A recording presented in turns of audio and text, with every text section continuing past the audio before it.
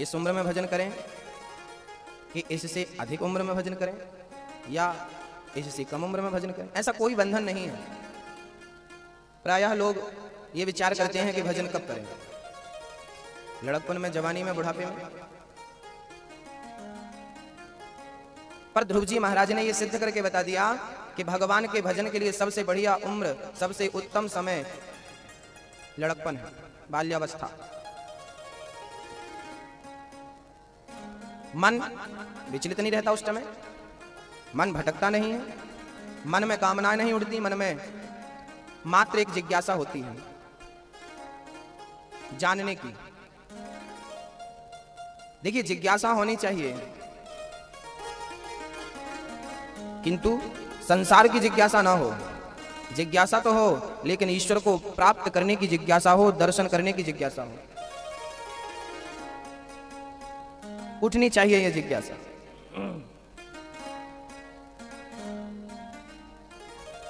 भरत जी महाराज घर परिवार छोड़ करके जंगल में भजन करते हैं। ऋषभ देव जी के पुत्र भरत जी घर परिवार को छोड़ दिया था इसलिए कि मन संसार में ना लगे। पर भक्तों, एक बात समझने की है कि हम घर परिवार तो छोड़ देते हैं तन से, लेकिन वही घर परिवार मन से नहीं छूट पाता। भरत जी महाराज घर छोड़ करके गंडकी नदी के तट पर पहुंच गए और वहां उन्होंने भगवत भजन प्रारंभ कर दिया। अब बड़े प्रेम से वो माला जपते, हरि स्मरण में अपने चित्त को लगाकर रखते, अपने मन को लगाकर रखते, अपने मन को एकाग्र करते। एक दिन की घटना है, भरत जी स्नान करने गए नदी के तट पर, तभी उन्होंने एक दृश्य देखा। एक मृग का बच्चा बहता हुआ जा रहा था। भरत जी को दया आई, और दया आना तो स्वाभाविक था। दया आ गई, दयावश उन्होंने उस मृग के बच्चे को बचा लिया। जान बचा लेना बहुत अच्छी बात थी, किसी की रक्षा करना बहुत अच्छा है, परंतु उससे स्नेह कर लेना, उसमें ही अपने मन को समर्पित कर देना, यह बुरा था। भरत जी महाराज ने उस मृग के बच्चे को पाल लिया। अब उसे घास खिलाते, उसे जंगल में घुमाते, उसके साथ खेलते, उसके साथ समय बिताते। 1000 माला रोज जपते थे, धीरे धीरे माला कमती गई, बाकी का समय मृग को देने लगे। और यहां तक तो सही था, लेकिन जब उनकी मृत्यु आई, जब वो मरणासन्न भये, तो गजब हो गया। मरते समय भी उन्होंने मन को मृग में लगा रखा था। मृग, मेरे बाद तेरा क्या होगा? मृग, मेरे बाद तेरा क्या होगा? मेरे बिना तेरा कौन है इस जंगल में? तू तो मर जाएगा। खुद मर रहे हैं, खुद की मौत नजर नहीं आ रही है। मृग की चिंता है। सबसे बड़ी झंझट यह है कि हम चिंतन की जगह चिंता करते हैं। अच्छा, एक बात बताओ, चिंता करने से किसी की चिंता कम हुई? चिंता करने से चिंता मिटती नहीं है, अपितु बढ़ती है। चिंता को खत्म करने के लिए चिंता नहीं। अब बताइए, आग को क्या आग बुझाएगी?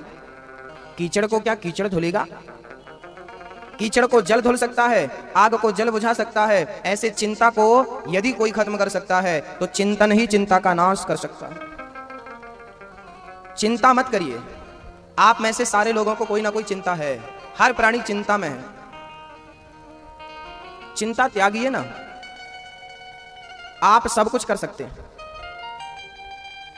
आपके अंदर सारी शक्तियां विद्यमान हैं, आप बहुत शक्तिशाली हैं, लेकिन आप अपनी शक्तियों का मात्र दुरुपयोग करते हैं।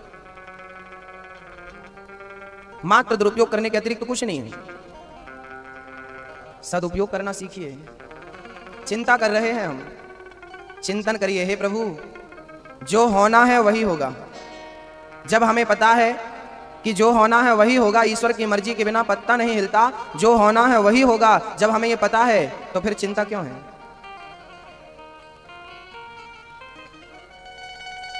हर लड़की का पिता चिंता करता है बेटी के विवाह की। महाराज जी, बेटी सयानी हो गई है, चिंता तो बनती है। अरे इसमें चिंता का क्या विषय है? बेटी जिसने दी है वो बेटी का ख्याल भी तो रखेगा। यदि आपकी बेटी है तो कहते हैं जन्म लेने से पहले परमात्मा किस्मत बना दिया करता है। उसकी किस्मत में जो वर होगा जहां विवाह होगा वहीं होगा। आपकी चिंता व्यर्थ है। समय के पहले और किस्मत से अधिक आज तक ना किसी को मिला है ना कभी मिलेगा। आप कितनी भी चिंता कर लो, बेटी का विवाह वहां होता है जहां उसकी किस्मत में होता है और समय के पहले नहीं होता। बहुत सारी बेटियां 18 साल की उम्र में विवाह ही जाती हैं, तो बहुत सारी बेटियों के 30-30 साल हो जाने के पश्चात विवाह होता है। 30 साल की होगी छोरी। समय जब नहीं है नहीं होगा, समय है होगा। आप चिंता मत करिए, भगवान पर भरोसा रखिए और भगवान का चिंतन करिए। आप उसका स्मरण करिए, वो आपका स्मरण करेगा। आप उसके बारे में सोचिए, वो आपके बारे में सोचेगा। अब आप ही पूरा अपने बारे में सोच ले रहे हैं, किसी के लिए छोड़ ही नहीं रहे हैं। आप स्वयं अपने बारे में सोच रहे हैं। याद रखना, मीरा की मां द्रौपदी की जब लाज लुटी तो द्रौपदी पहले किसको पुकारती है? अपने पति को। हे अर्जुन, तुम्हारी अर्धांगिनी उसकी लाज लुट रही है और तुम गांडीवधारी चुपचाप बैठे, उठो। पर अर्जुन ने सर नीचे कर लिया। युधिष्ठिर आप उठिए, धर्मराज हैं आप किसी नारी का अपमान कैसे देख सकते हैं? सर नीचे कर लिया। द्रौपदी ने पहले पति को पुकारा, जब पतियों ने नहीं सुना तब गुरु द्रोणाचार्य को पुकारा, जब गुरुजी ने नहीं सुना तब पितामह भीष्म को पुकारा, जब भीष्म ने नहीं सुना तब अंधे धृतराष्ट्र को पुकारा, और जब उसने नहीं सुना तब बाद में भगवान श्री कृष्ण को पुकारा, उसने सुन लिया। जिसे बाद में पुकारा उसी ने सुना। याद रखना, सुनता वही है लेकिन आप बाद में पुकारते हो। पहले भरोसा द्रौपदी को था, मेरे पति मुझे बचाएंगे। हमने बहुत पहले बचपन में एक बात सुनी थी, सुनहरी मैंने निर्बल के बलराम। सुनहरी मैंने निर्बल के, बोलो मैया, निर्बल के बल राम। भगवान निर्बल का है, बलवान का नहीं है। जो निर्बल हो जाता है, जिसका सारा बल खत्म हो जाता उस निर्बल के पास भगवान पहुंच जाते हैं। गजराज, गजेंद्र, जब गजेंद्र का पांव मगर ने पकड़ा, हाथी का पैर मगर ने पकड़ा, हाथी ने पहले पूरी ताकत लगा दी अपनी, पर मगर से पैर छुड़ा ना सका। पत्नियों ने, बच्चों ने जोर लगाया पर वो मगर से जीत ना सका। जब हाथी देखा कि अब मैं डूबने वाला हूं, सूंड ऊपर करके परमात्मा को पुकारा। भगवान हरि का अवतार लेकर दौड़ पड़ते हैं गजेंद्र को बचाने के लिए। सुनहरी मैंने निर्बल के बलराम, निर्बल का। हम संसार को पहले बुला लेते हैं,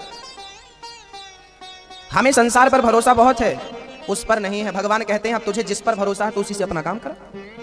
तुझे मेरे से कोई भरोसा नहीं, मैं क्यों करूं तेरा काम? बोलिए।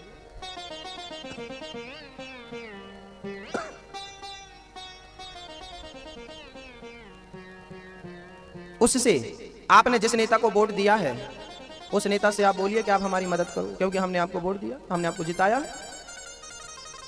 अब वोट दूसरे को दिया और मदद दूसरे से मांग रहे हो, और उसे पता और चल जाए कि आप फलानी पार्टी के हो, तो विरोधी पार्टी तो आपकी मदद करेगी नहीं। जब संसार की पार्टियां बिना स्वार्थ के आपका साथ नहीं देती तो विचार करो, भगवान को आपने कभी प्रेम से पुकारा ही नहीं, भगवान को आपने कभी प्रेम किया ही नहीं, वक्त दिया ही नहीं, समय दिया ही नहीं, याद किया ही नहीं, तो वो आपको क्यों सुनेगा? आपकी क्यों सुनेगा? आपको जरूरत ही नहीं उसकी। आप तो संसार वालों को बुलाओ। भगवान कहता है कि देखो सारे मेरे बच्चे हैं, सब मेरे हैं, लेकिन जो मुझे पुकारता है मैं उसके लिए आता हूं। जो अभिमान में अकड़ कर खड़ा रहता है मैं उसके पास कभी नहीं आता। चिंता नहीं, चिंतन करो। चिंतन ही चिंता से मुक्त करता है। मेरे चाहने से कभी कुछ ना हुआ था, ना हुआ है, ना होता है। मैं बहुत सोचता हूं पर मेरा सोचा हुआ कुछ होता है? होता है? एक मैया बोली गुरुजी हम बहुत सोचते पर होता कुछ नहीं। हमने कहा तो सोचो ही मत। जब आपको पता है कि मेरा सोचा होना ही नहीं है तो सोचो मत, भगवान की मर्जी में अपनी मर्जी मिला दो, होगा वही जो राम को मंजूर होगा। चाहे तो दौलत दे दो, चाहे तो सजा, हम तुम्हारे हैं, हम तुम्हारे थे, तुम्हारे हैं, तुम्हारे ही रहेंगे, है ना?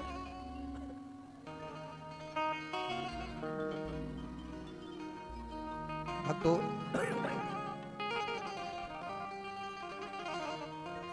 भरत जी महाराज मृग का चिंतन करते करते मरे, प्राण निकले। दूसरे जन्म में खुद मृग बनकर आ गए। अंते यामति सागति। अंत में प्राणी की मति जैसी होती है, गति वही उसे मिलती है। अगला पिछला जन्म अच्छा बनाना हो तो अच्छा विचार, अच्छा ख्याल करते करते प्राण त्यागिएगा, है ना। मरते समय आपका मन जहां होगा वैसी गति मिल जाएगी। एक सज्जन मरते समय अपने मन से अपने कुत्ते को याद कर रहे थे। दूसरे जन्म में खुद क्या बनकर आ गए। एक व्यक्ति मरते समय अपने मन से अपनी पत्नी को याद कर रहा था, अपनी स्त्री को, मेरे बाद इसका क्या होगा। स्त्री का चिंतन करते करते मरे तो खुद अगले जन्म में स्त्री बन के आ गया। एक स्त्री मरी, अपने पुरुष का चिंतन करते, मेरे पुरुष, मेरे पति का क्या होगा, पति पति पति, पुरुष का चिंतन करते करते मरी, दूसरे जन्म में खुद पुरुष बनकर आ गई। तो यही स्त्री पुरुष, कुत्ता बिल्ली पशु पक्षी यही चलता रहता गोल गोल। अरे इससे बाहर भी तो निकलो। भगवान के चरणों का चिंतन करते प्राण त्यागेंगे तो निश्चित है कि परमात्मा के चरण ही मिलेंगे। इसलिए प्राणी मरते समय परमात्मा का चिंतन करने में मस्त हो जाए, यही जिंदगानी की सफलता है। हमारे बुजुर्ग लोग कह गए हैं, हमारे गुरुजन शास्त्र कह गए हैं, कह रहे हैं कि प्रभु जब मैं मरूं तो आपका चिंतन करते करते। बाली जब मरा, बाली सुग्रीव का भाई बाली, राम जी ने कहा बाली मैंने तुझे छिपकर मारा है और अब मैं तुझे जीवित करना चाह रहा हूं, अब तू नहीं मरेगा, मैं तुझे जिंदा करता हूं, जीवन दान देता हूं। बाली ने कहा हाथ जोड़कर प्रभु जिस राम को देखने के लिए संत तपस्या करते हैं, आज वो राम मेरे सामने खड़ा है, अब उस राम को देखते देखते प्राण त्यागूंगा तो जिंदगी सफल हो जाएगी, मरना सफल हो जाएगा। आपके दर्शन करते करते प्राण निकले, आपका लोक मुझे यूं ही मिल जाएगा। इतना तो करना स्वामी जब प्राण तन से निकले। कहा था बाली ने, जन्म जन्म मुनि जतन कराही, अंतराम कहे आवत नाही। जासु नाम बल शंकर कासी, एत सबहि समगति अविनाशी। आपके नाम के बल पर भगवान शिव जिस काशी में गति देते हैं, प्रभु अब मैं जी कर क्या करूंगा, आपका दर्शन करते प्राण निकल रहे हैं। बाली ने कहा प्रभु मुझे मरने दो, और मर गया। और भगवान से वरदान मांगता हुआ बाली गया, हे प्रभु जेहि योनि जन्म हूँ कर्म वसतः राम पद अनुराग हूँ, जिस योनि में मेरा जन्म हो बस आपके चरणों में अनुराग बना रहे, प्रेम बना रहे, और कुछ नहीं चाहिए। आपके चरणों में प्रीति बनी रहे, और कुछ नहीं। ठीक।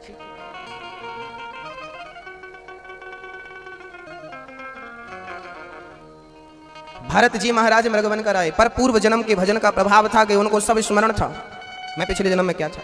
उन्होंने मृग की योनि को त्यागी और तीसरे जन्म में वो मनुष्य बनकर आए, और उन्होंने बचपन से ही भगवान में मन को लगाया। पिताजी ने कहा गायत्री मंत्र याद करो, पुत्र ने याद नहीं किया। बाद में उनका नाम पड़ा है जड़। बचपन में उनका नाम था भरत, पर वो जड़ थे, मतलब मूर्ख लोग समझ रहे थे उन्हें, मूर्ख हैं ये, जबकि वो विद्वान थे। वो बोलते नहीं थे ज्यादा। उनको डर लगता था कि आज मैं पढ़ लिख गया तो मेरे पिताजी मेरा विवाह कर देंगे और फिर मैं इसी चक्कर में फंस जाऊंगा और मुक्ति से फिर मैं दूर हो जाऊंगा। तो भरत जी महाराज मूर्खों की तरह व्यवहार करने लगे। लोगों ने उन्हें नाम दे दिया जड़ भरत। भरत जी बोले अब तो मुझे मूर्ख कहने लगे लोग, अब तो कोई बाधा नहीं है, कोई संकट नहीं है। घर से निकल पड़ते, घर से निकल जाते और भगवत भजन करते, जंगल में बैठे भगवत भजन करते। भौजाइयां बोली सुनो जी ये दिन भर बैठा बैठा खाता, कोई काम कराओ इससे। भौजाइयों के कहने पर भाइयों ने कहा भरत जाओ, हमने खेत में धान बो दी है, जल्दी से उसे रखो, मतलब उसकी रक्षा करो, क्योंकि चिड़ियां चुग जाती हैं दाना, जाओ उसकी रक्षा करो। भरत जी महाराज ढोल बजाते। भाई ने बोला था कि चिड़ियों को उड़ाना, पर भरत जी ढोल बजाते और चिड़ियों से कहते चिड़िया आओ, कहाँ हो तुम, आओ दाना जल्दी से खाओ, क्योंकि तुम भी राम जी की हो और ये दाना भी राम जी का है। खेत भी राम जी का, चिड़िया भी खाओ।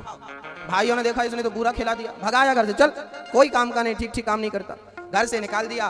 पर भगवान के भक्तों को क्या घर और क्या जंगल, सब बराबर। जिसके मन में कुछ नहीं है वो सब जगह सुखी है, और जिसके मन में बहुत कुछ है वो कहीं सुखी नहीं है।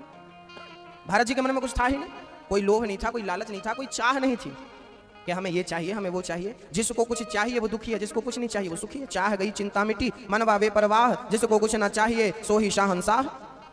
एक बार सिकंदर जा रहा था, आलीशान रथ पर बैठ करके, बड़ी लंबी सेना थी।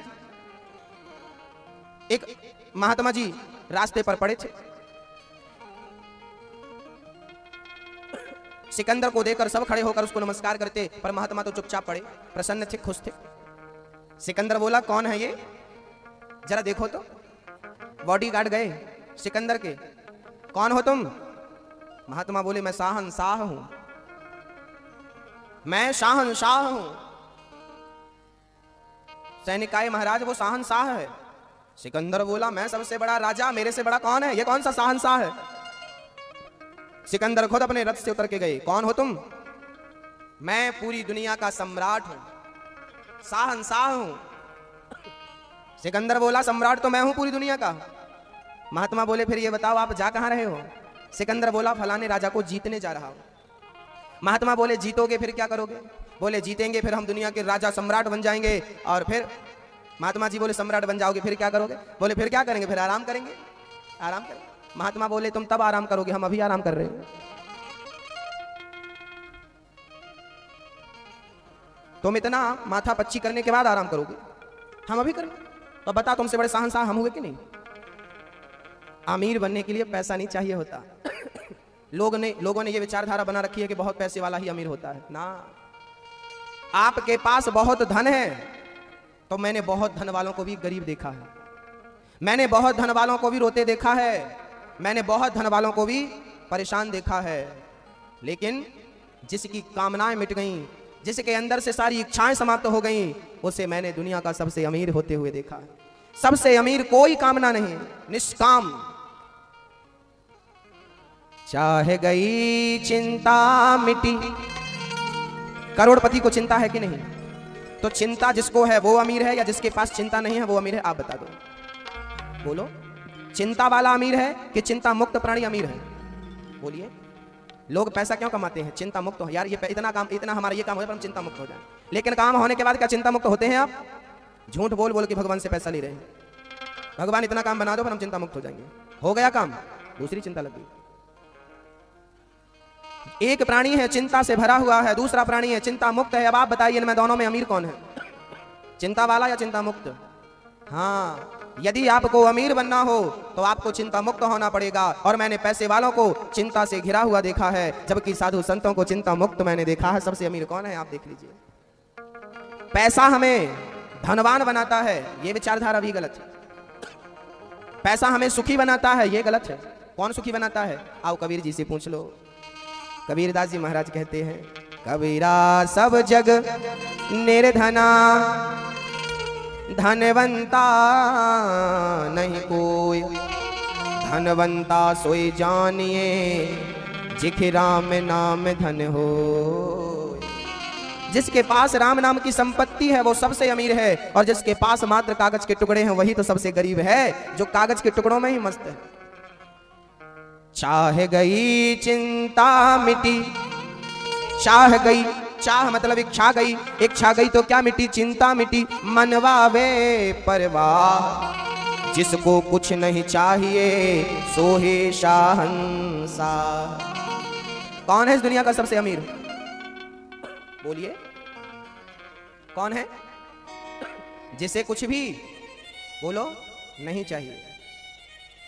मैं महीने में 1000 रुपए कमाता हूं, और मैं 1000 रुपए कमा करके ना खा भी लेता हूं महीने भर, और 2 रुपए बचा भी लेता हूं।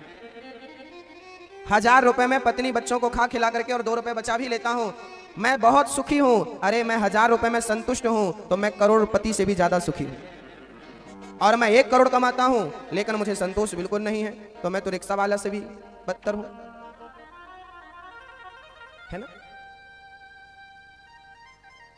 संतोष, आठव जथा लाभ संतोषा। 8वीं भक्ति है संतोष। याद रखना, यदि आप संतोषी हैं तो आप भगवान की भक्ति ही कर रहे हैं। कुछ मत करिए, संतोषी हैं। भरत जी महाराज